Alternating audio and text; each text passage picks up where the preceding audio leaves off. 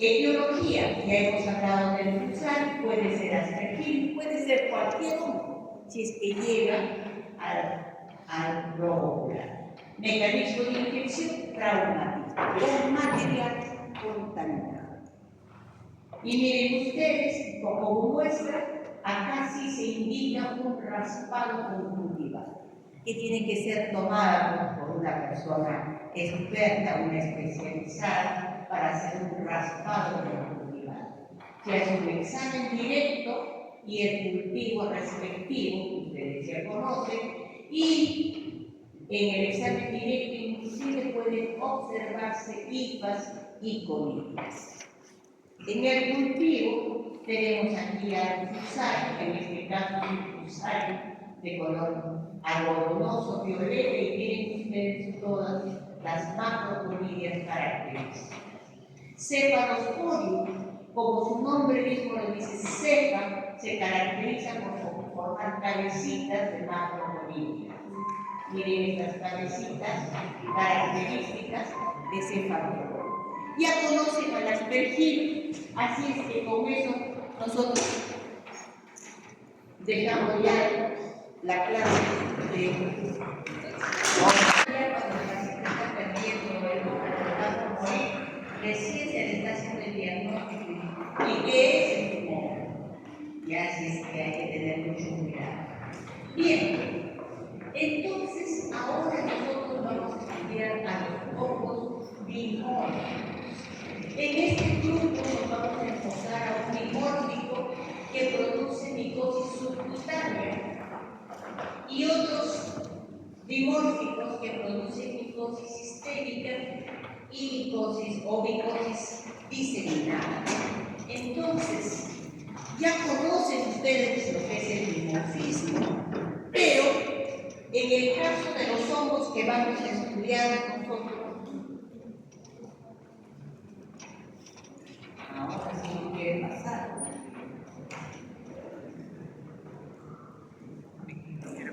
¿Cómo para pasar? Ah, es que es PDF. A ver, no quiere pasar con eso. Puedo pasar.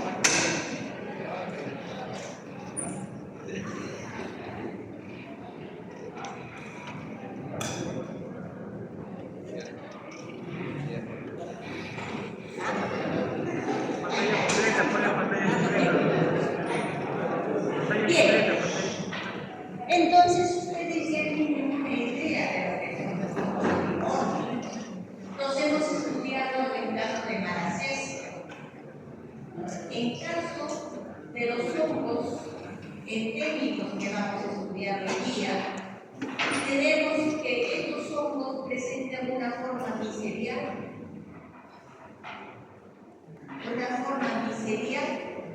en el medio ambiente. Ya su forma miserial en el medio ambiente, ya sea en estrellas de aves y murciélagos, o ya sea en la tierra o detritos mezclados de tierra con vegetales, o plantas, partes de plantas como espinas, astillas, etc. Donde los hongos se encuentran, pero en zonas endémicas. Eso lo vamos a ver ahora. Y estos hongos van a infectar al humano, y cuando llegan al humano, estos, gracias a la abundancia de sustancias nutritivas, a la temperatura, a la baja tensión de oxígeno, van a cambiar de la forma filamentosa a la forma lemaniforme. A la forma filamentosa en estos casos le llamamos nosotros forma infectante. Forma infectante porque es la forma como se infecta el humano. Y cuando el hongo se adapta a la vida parasitaria, se vuelve levadura, y a esas levaduras le decimos nosotros formas parasitarias.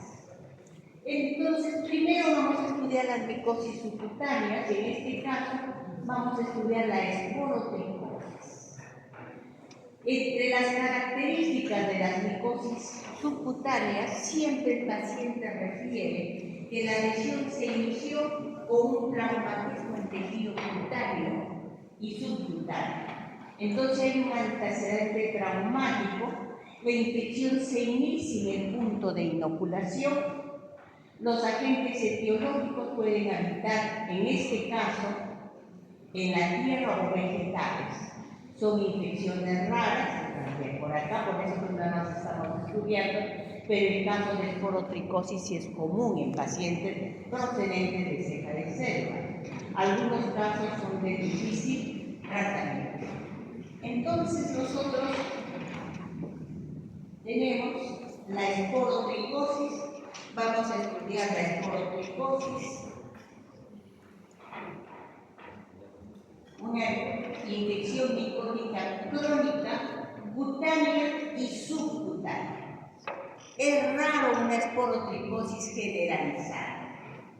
Se puede preparar, es raro que se disemine sistémicamente, se presenta particularmente en pacientes inmunocomprometidos. Agente etiológico, nosotros tenemos al Sporotrix shenki. Entonces vamos a conocer al Sporotrix shenki. Tenemos aquí la morfología de la forma micelial o forma infectante, donde nosotros vemos hifas delgadas, habitadas, con conidióforos cortos. Miren, estas estructuras se llaman conidióforos porque cargan las conidias, y en su extremo distal vamos a encontrar conidias piriformes agrupadas, dando la apariencia de una flor. Entonces, esta es una característica que ustedes la van a ver muy bien en la práctica. Y con respecto a la forma parasitaria o forma levaduriforme, se van a observar levaduras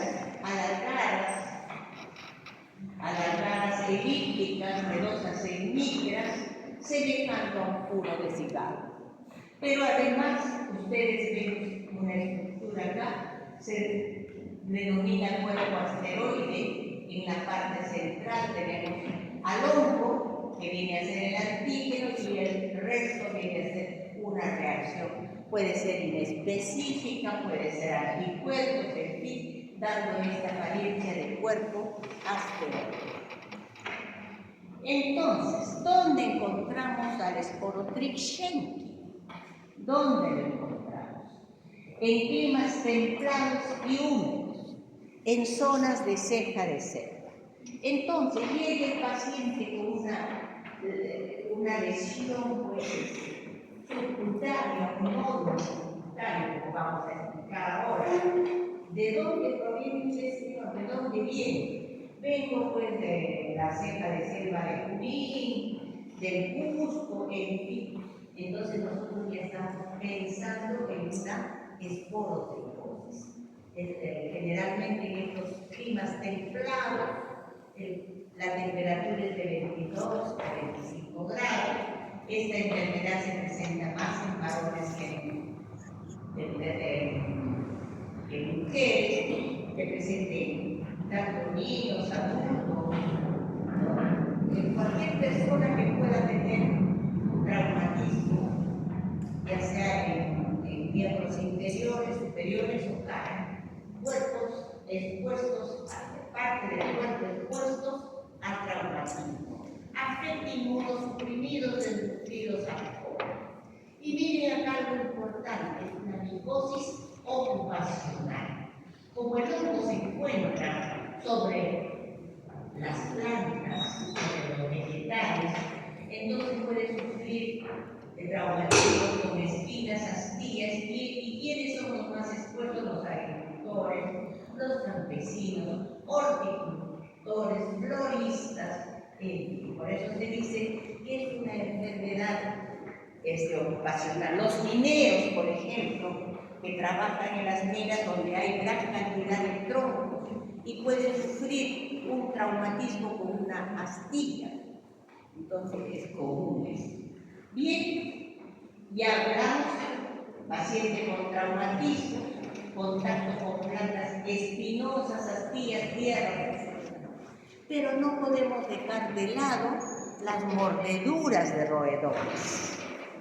No podemos dejar de lado la picadura de insectos, porque sabemos que los insectos generalmente van de planta en planta, comiendo el néctar, van roedores, se alimentan de plantas, entonces pueden tener en los dientes o en el aguijón, pueden tener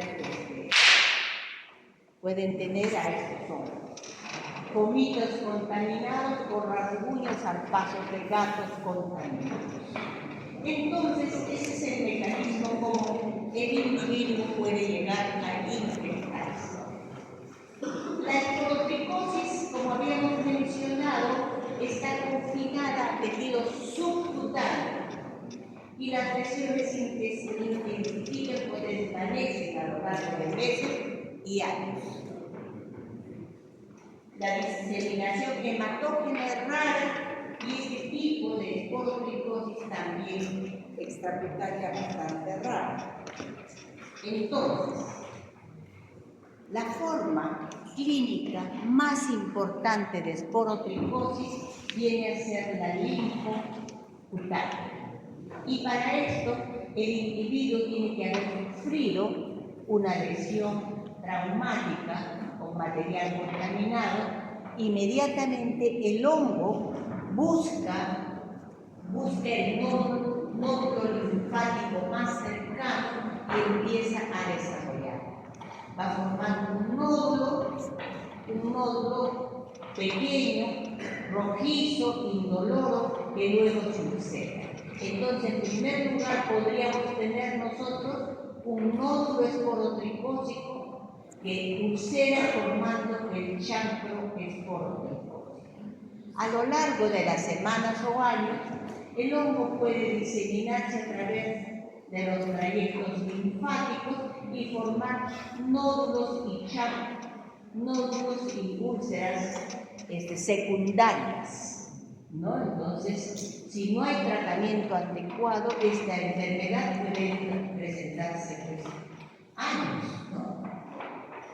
Informan que tiene 5 años, 10 años, se puede iniciar en el pie y puede llegar hasta la rodilla, en fin, si no hay tratamiento adecuado.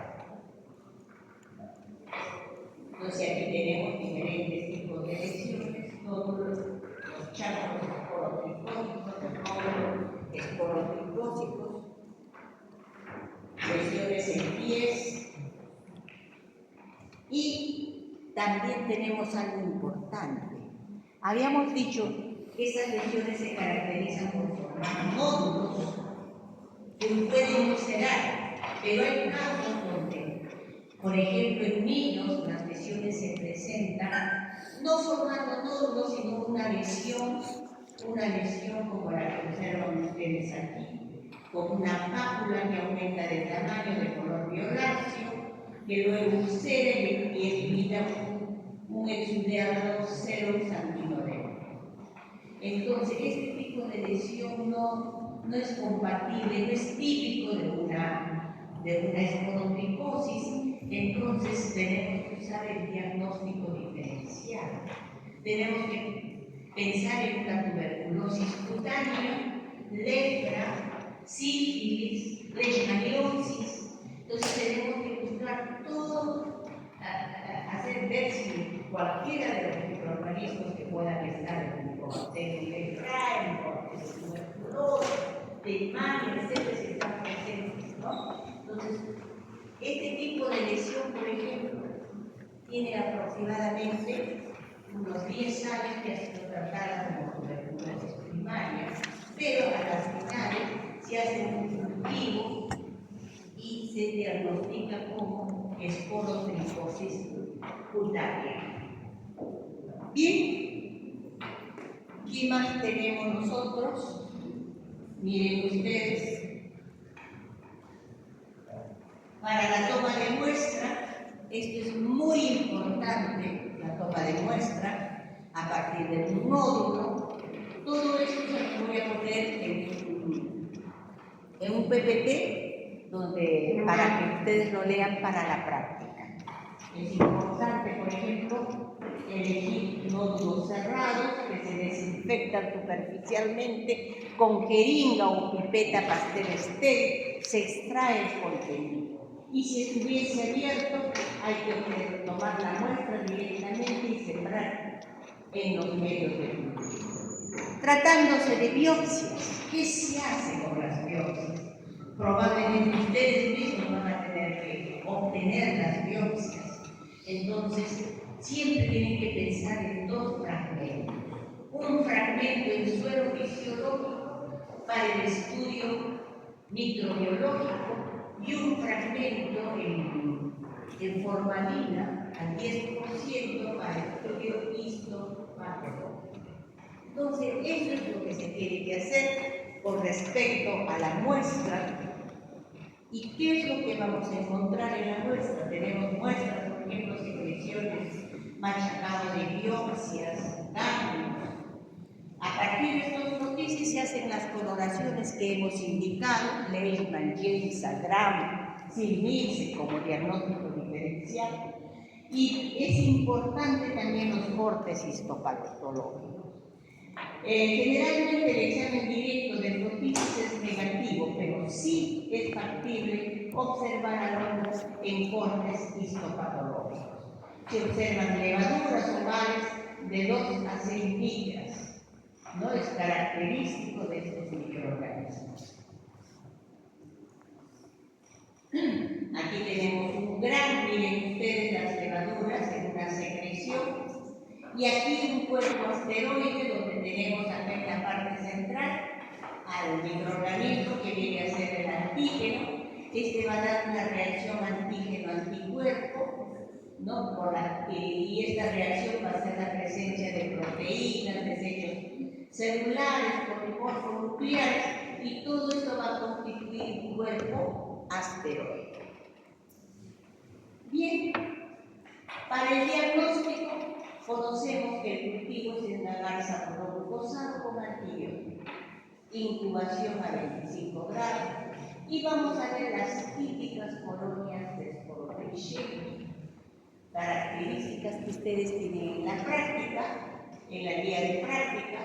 Van a ver al microscopio, lo van a ver ustedes, van a ver las típicas hifas talizadas con conidióforos cortos y las conidias agrupadas en racimos, dando el aspecto de una florcita. Eso lo van a ver ustedes en la práctica.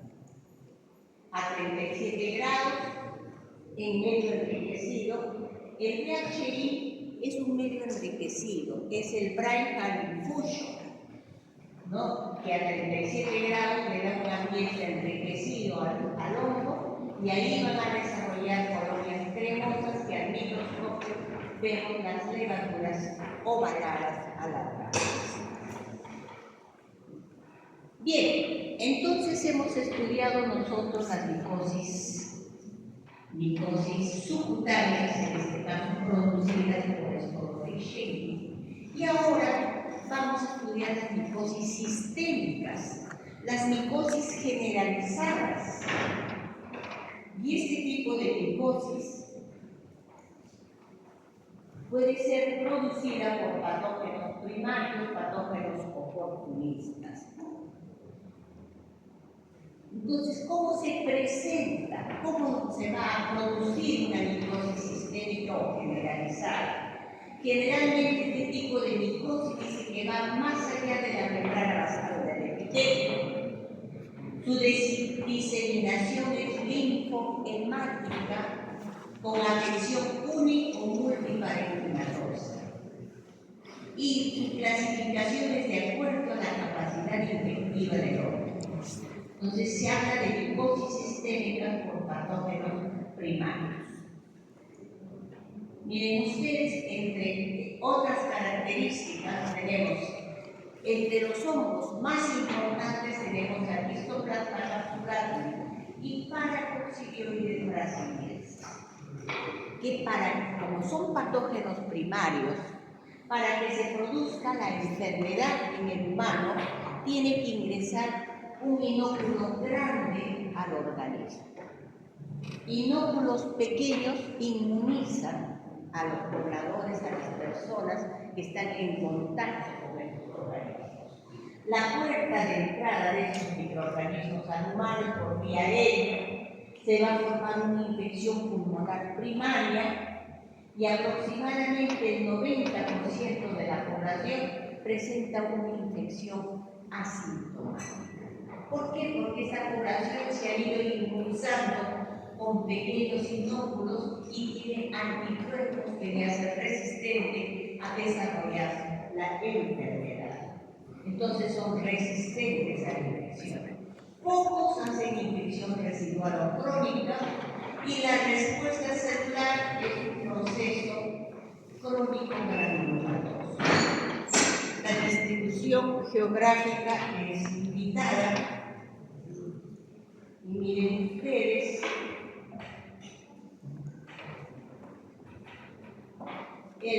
vamos a estudiar ahora el histoplasma capsulado. Es un hongo que produce la histoplasmosis. Esta fue descrita por primera vez en 1905 por Samuel Darwin. Antes se pensaba que el histoplasma era un parásito, pero Samuel Darwin dijo que se trataba realmente de un hongo capsulado, porque estos hongos presentan una especie de halo alrededor de la levadura.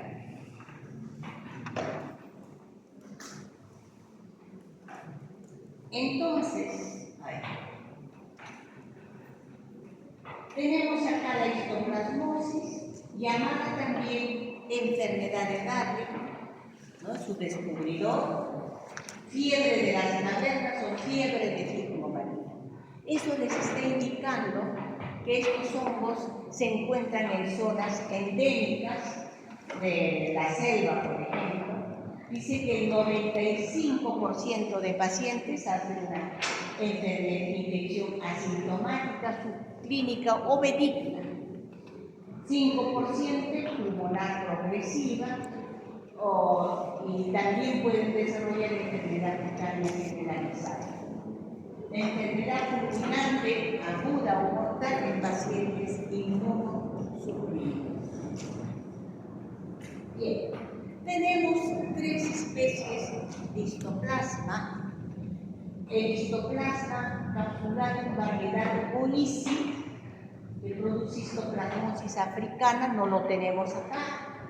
Histoplasmosis capsular con variedad carcinomosum, que la encontramos en el Asia, y la que nos interesa realmente a nosotros es el histoplasma capsular con variedad cápsula. Este es propio de América, produce la histoplasmosis clásica y tenemos una forma sexual como Amphioxus cápsula. Bien, entonces vamos a conocer al histoplasma capsular.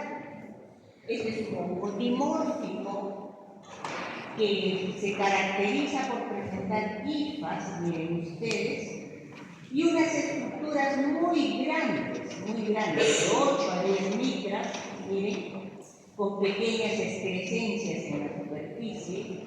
Y también podemos encontrar estructuras pequeñitas denominadas conidias de 2 a 5 micras. Entonces, al microscopio, ustedes pueden ver de un cultivo estas estructuras y están diciendo que ese es histoplasma capsular. ¿Y por qué es importante mencionar sobre las conidias?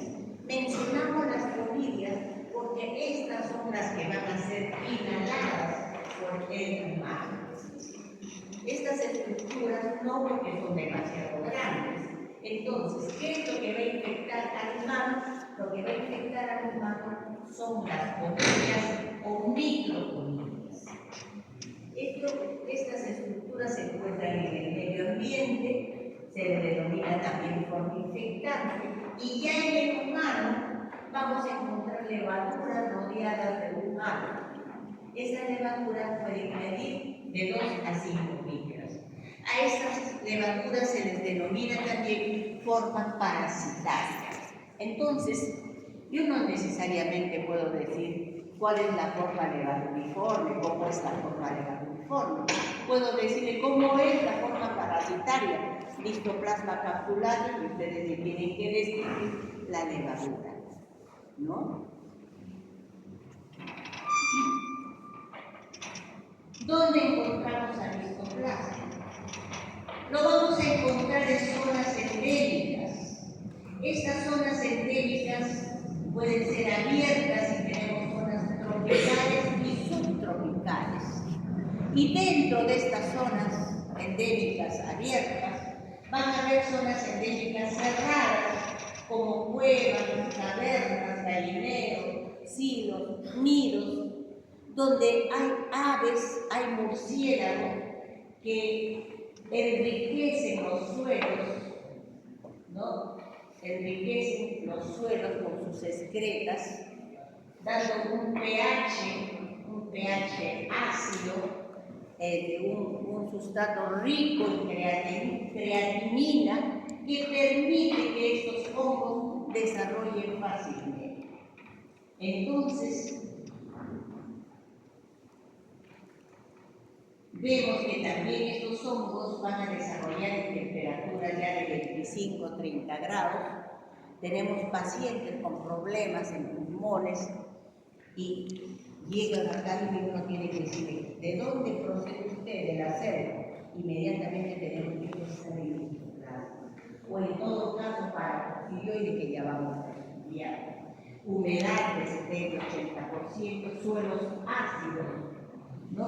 Y las zonas endémicas del Perú, Tingomarí, Oxapampa, Pucallpa y Iquitos. Estamos hablando de la selva.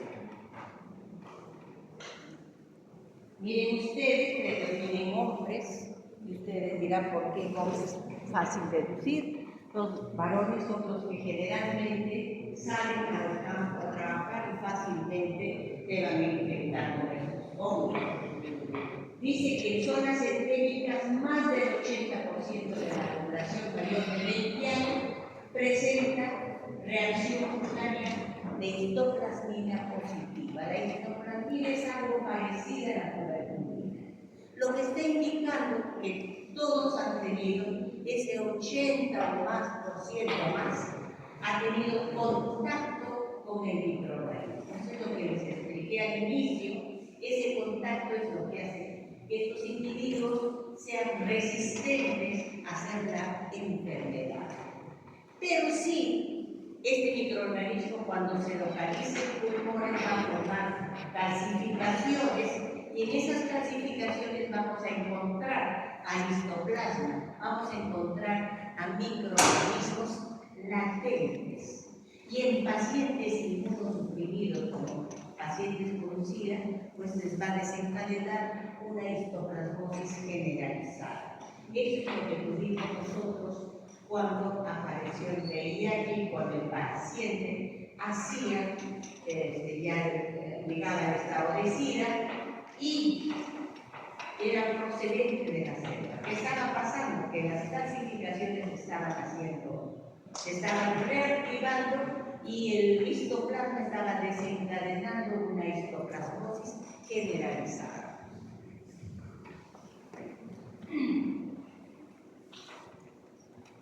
Bien, ¿cómo ingresan estos microorganismos? Por inhalación de microcolinias, eso ya lo hemos explicado.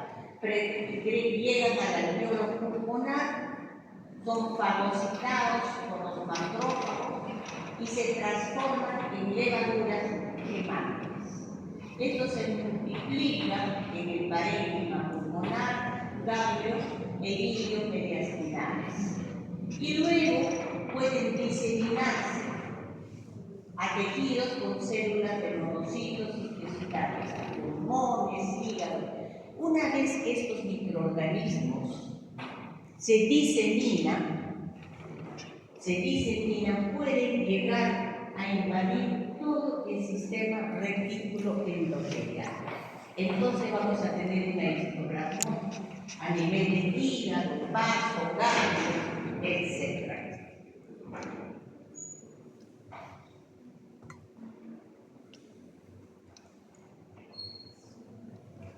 Entonces, con respecto al histoplasma maculatum, va a producir una primoinfección con tendencia a la cura espontánea en individuos con enfermedad pulmonar activa crónica, pueden producir una histoplasmosis pulmonar crónica o cavitaria.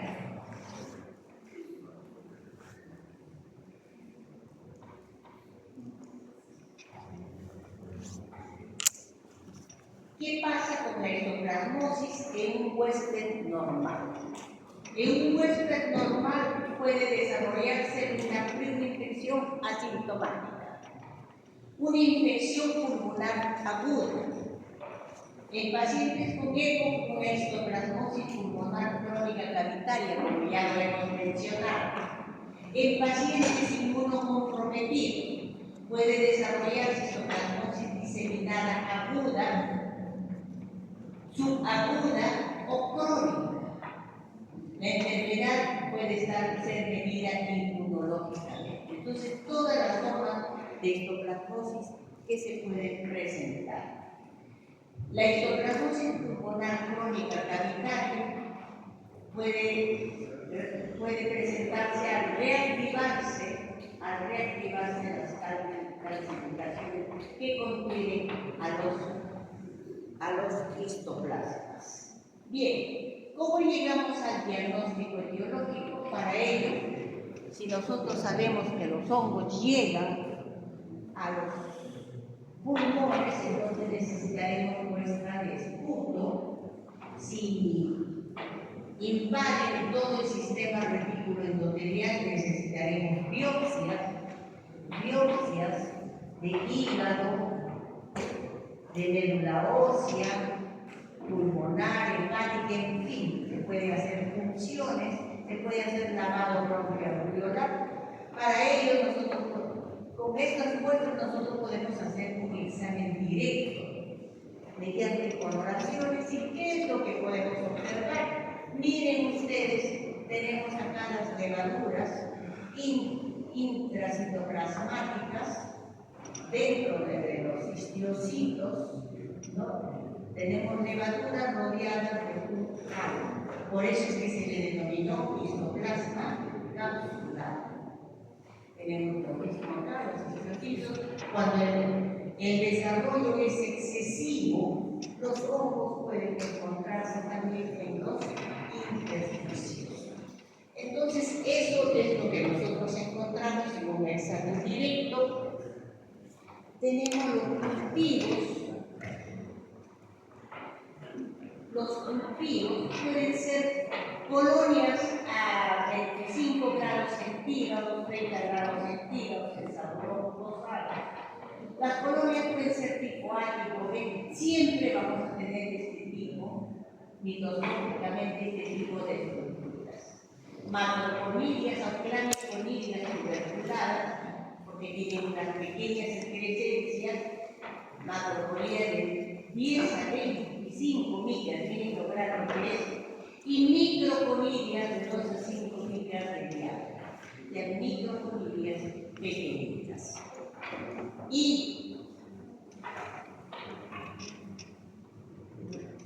en medio enriquecido a 37 grados en tejido vamos a observar gran cantidad de levaduras de 2 a 5 millas.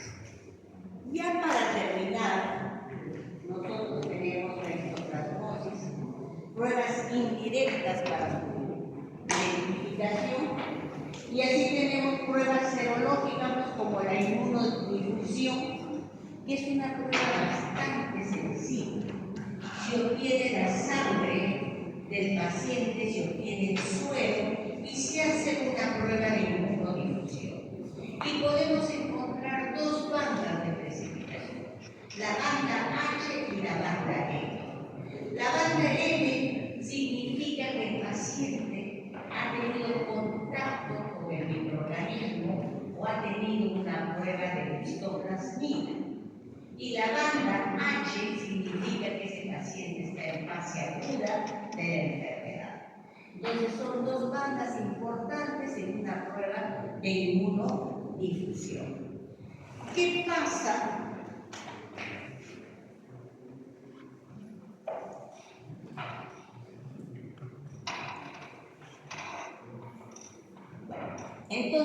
también se hace la prueba de fijación del complemento, pero la prueba de difusión es bastante específica y sencilla.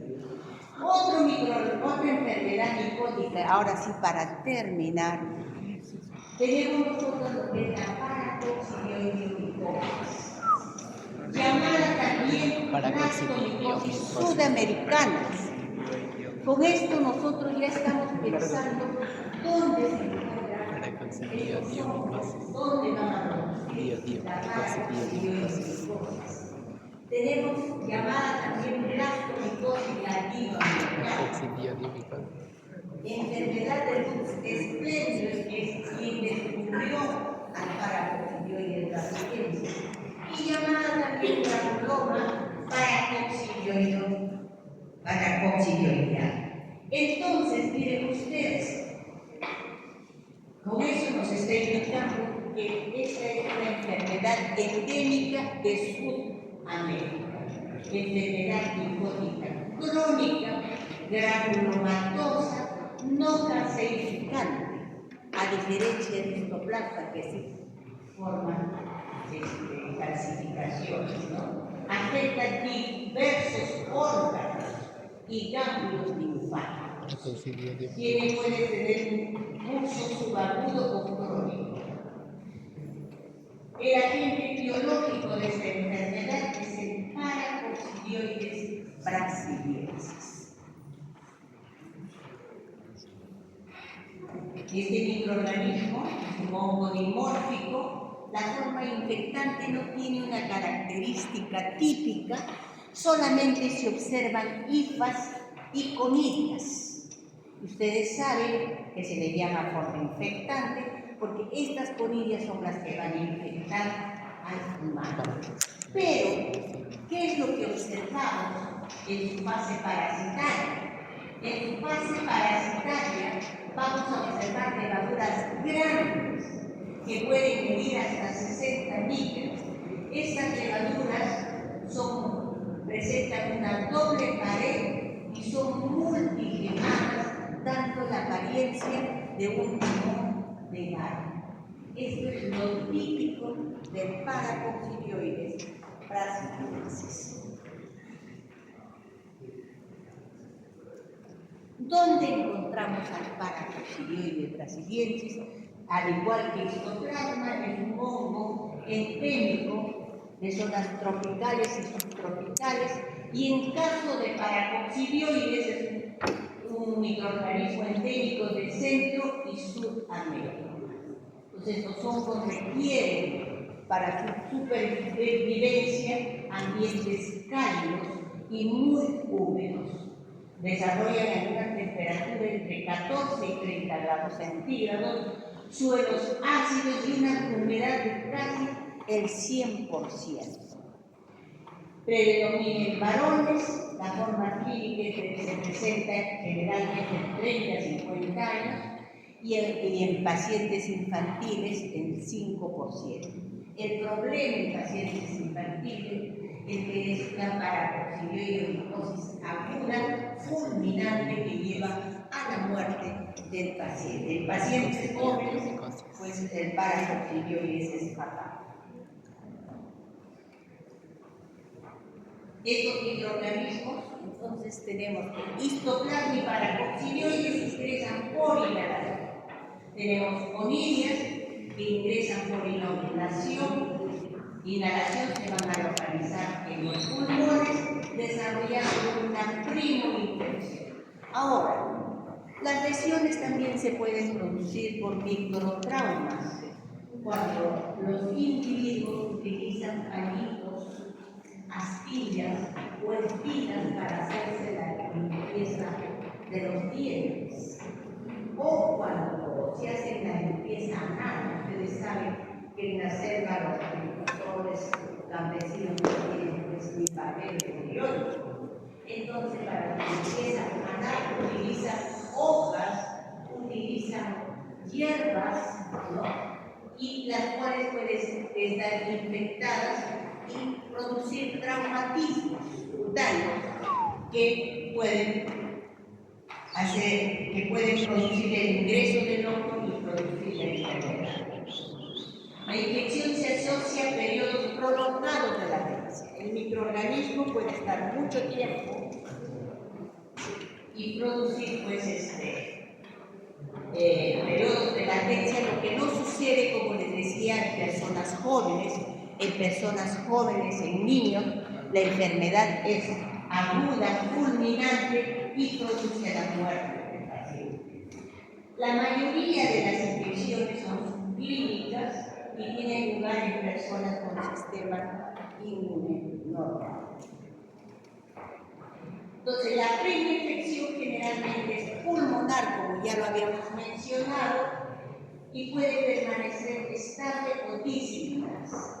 Y tenemos la paracoccidioidomicosis aguda, que generalmente es común en niños y en jóvenes, y la crónica, que puede presentarse como en una fase mucocutánea. Los hongos se van a observar a nivel de las fosas nasales, de la mucosa oral, formando granulomas, en la forma ganglionar, ¿no? Vamos a ver los ganglios desarrollados, la forma pulmonar visceral,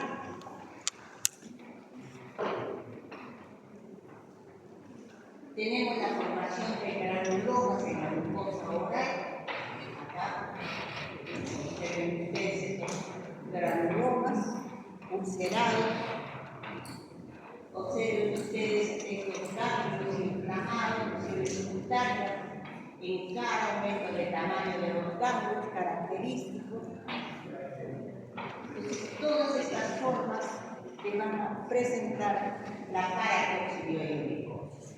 Para el diagnóstico se requieren muestras pues, de esputo, secreciones, biopsias, y aquí hay algo importante. En caso de esputo, por ejemplo, se puede hacer en un examen fresco, se puede observar las levaduras grandes de doble pared y muy inflamadas. Ahora, no siempre puede observarse. Pueden estar también no presentar las quemaciones características, pero si uno empieza a buscar, va a encontrar todas estas estructuras que tipifican a paracoccidioides brasiliensis. Entonces, en un examen directo, nosotros podemos observar a estos microorganismos. En coloraciones de protices, miren ustedes, aquí tenemos las levaduras y las pequeñas yemas alrededor de este. Ahora, como les decía, puede suceder de que el hongo no está presentando las yemas, pero sí se observa como una levadura grande con doble pared. En este caso, este tipo de levadura puede confundir con criptococcus deformans, que lo vamos a ver después. Entonces hay que tener mucha experiencia, hay que estudiar pues, todos los antecedentes del paciente para poder llegar al diagnóstico.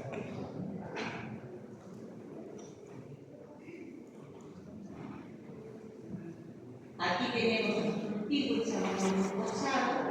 Estos hongos demoran en desarrollar 2 o 4 semanas de colonias de crecimiento lento, de efecto fuerte, inicialmente de color blanco y luego se tornan de color medio amarillento, ¿no?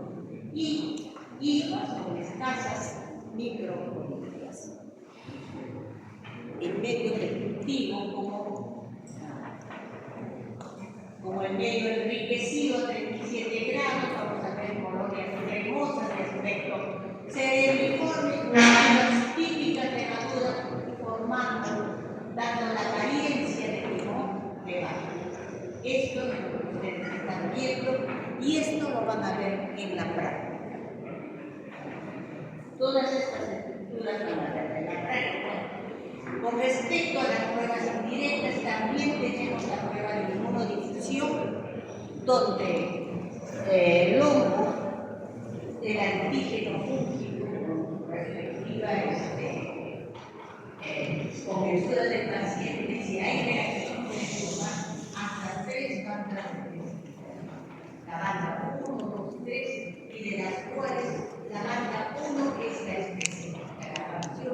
de la banda 1 nos está dando el diagnóstico de paracoccidioides brasileños.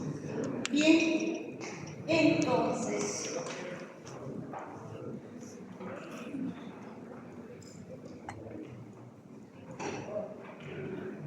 hemos terminado. Por fin.